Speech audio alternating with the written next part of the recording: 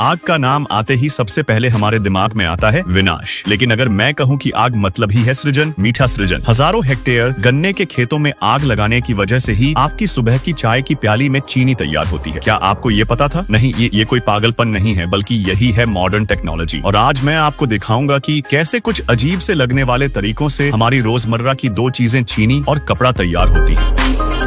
गन्ने से चीनी तक का सफर। जरा सोचिए, आप खड़े हैं ऑस्ट्रेलिया के एक विशाल गन्ने के खेत में। जहाँ तक नजर जाती है वहाँ तक ऊंचे ऊंचे हरे डंठल, मानो हरियाली का समंदर। यही गन्ना बाद में बदलता है हमारी चीनी में। मार्च आते ही शुरू हो जाता है गन्ना बोने का त्योहार। सबसे स्वस्थ और मजबूत गन्ने के टुकड़े चुने जाते हैं। आधुनिक मशीनों से इन्हें इतनी तेजी से लगाया जाता है कि सिर्फ 1 मिनट में करीब 200 गन्ने के टुकड़े मिट्टी में गड़ जाते हैं।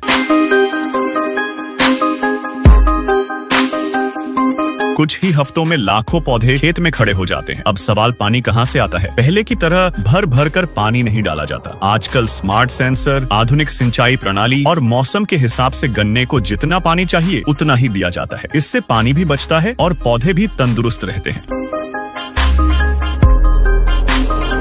कई महीनों की देखभाल के बाद गन्ना बड़ा होता है। तब शुरू होता है एक अजीब लेकिन जरूरी काम, खेत में आग लगाना। सुनने में डर लगता है, लेकिन यह गन्ना काटने की तैयारी है। सूखे पत्ते, खरपतवार और कीड़े मकोड़ों को हटाने के लिए खेत जलाया जाता है। इससे गन्ना काटना आसान हो जाता है, रस भी ज्यादा निकलता है और मशीनें फंसती नहीं हैं। हर सीजन में हजारों हेक्टेयर खेत इसी प्रक्रिया के तहत जलाए जाते हैं।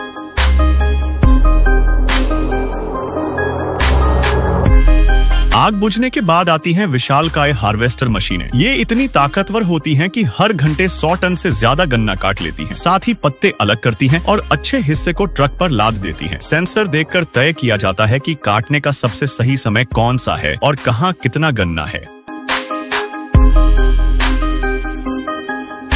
इसके बाद भारी भरकम ट्रक आते हैं, जिनमें एक बार में 40 टन तक गन्ना भरा जाता है। दिन भर सैकड़ों ट्रक चीनी मिल की ओर निकलते हैं। यहीं से शुरू होती है मिठास की यात्रा। कारखाने में गन्ने को पहले धोया जाता है, काटा जाता है और फिर पेराई करके रस निकाला जाता है। एक मशीन से हर घंटे 1.5 लाख लीटर रस तक निकल सकता है। फिर रस को फिल्टर करके सारी गंदगी अलग कर दी जाती है और बचता है सिर्फ शुद्ध रस। इसके बाद इस रस को गर्म करके गाढ़ा किया जाता है। पानी सूखने लगता है और धीरे धीरे बनने लगते हैं चमकते हुए सफेद चीनी के दाने। कुछ ही घंटों में तैयार हो जाती है चमकदार चीनी। इसे सुखाया जाता है, छांटा जाता है और आखिर में पैक करके भेज दिया जाता है बाजार।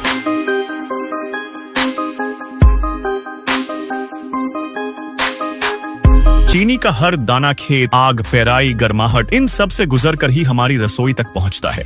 बीज से कपड़े तक का सफर, कपास की कहानी। अब चलते हैं कपास की ओर, जो गर्मी या सर्दी हर मौसम में आपके शरीर के सबसे करीब रहता है। हमारे कपड़े शुरू होते हैं एक छोटे से बीज से। बीज बोने से पहले मिट्टी को बनाया जाता है मुलायम, भुरभुरी और पोषक तत्वों से भरपूर। आधुनिक मशीनों से एक साथ 12 कतारों में बीज डाले जाते हैं। आज ऐसी मशीनें भी हैं जो एक दिन में 50 एकड़ तक खेत में बीज बो सकती हैं। हर बीज कितनी दूरी पर होगा, कितनी गहराई में जाएगा और किस दिशा में रहेगा, सब कुछ हिसाब से तय होता है। इसके बाद शुरू होती है देखभाल और सिंचाई। कई जगह अब भी किसान हाथ से नहरों से पानी लाकर पौधों की जड़ों में डालते हैं। ये प्रक्रिया धीमी है, लेकिन पानी मिट्टी की गहराई तक पहुंचता है। गर्मियों में पौधे ठंडे रहते हैं और कपास की गुणवत्ता भी शानदार होती है। जब खेत सफेद रुई जैसा दिखने लगे तो समझिए फसल तैयार है।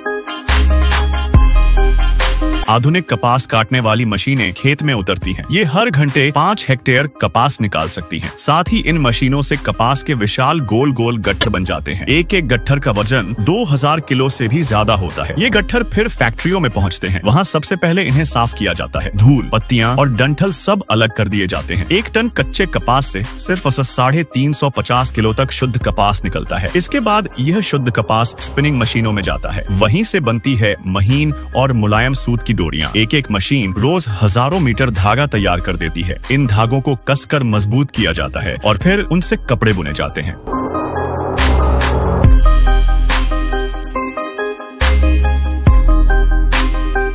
आपकी शर्ट का रंग चाहे जो भी हो, लेकिन उसकी शुरुआत हमेशा इसी सफेद कपास से होती है। अंत में यह मुलायम कपड़ा पहुंचता है आपकी अलमारी तक। दोस्तों, आज आपने जाना ये सिर्फ जानकारी नहीं थी, बल्कि हमारे रोजमर्रा की 2 आम चीजों चीनी और कपड़े की असाधारण यात्रा की कहानी थी। मिट्टी से लेकर कारखाने तक और वहाँ से हमारे हाथों तक, इन सब के पीछे छुपा है इंसान का पसीना, समय और अद्भुत तकनीक। तो अगली बार जब आप चाय में 1 चम्मच चीनी डालें या अपना पसंदीदा टी शर्ट पहने, तो एक बार जरूर सोचिएगा ये चीजें आप अब तक कितनी लंबी और मेहनती यात्रा करके पहुंची हैं। अगर कहानी अच्छी लगी तो लाइक करें, दोस्तों के साथ शेयर करें और ऐसी ही और शानदार तकनीकी कहानियों के लिए सब्सक्राइब करना न भूलें।